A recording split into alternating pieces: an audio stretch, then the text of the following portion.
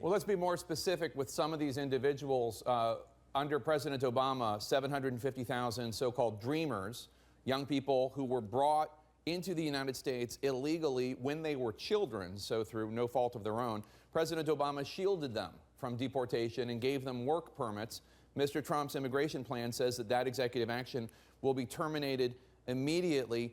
What happens to those individuals? Are they going to be, about 750,000, brought into the country when they were children, illegally, but again, not on their own volition? Will they be stripped of their protected status? Look, I think it's been very clear.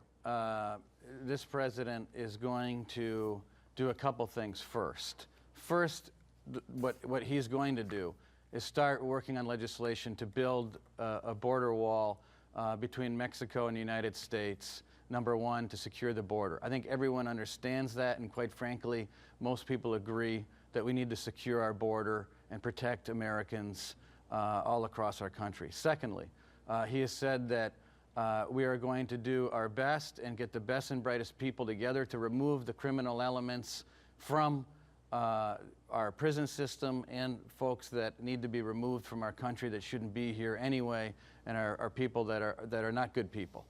But thirdly, what he's also made clear is after all those things are done, he will then look at what we're going to do and how we're going to deal with the fact that there are millions and millions of people are here that aren't bad people, and in many cases brought here by their parents when they were little.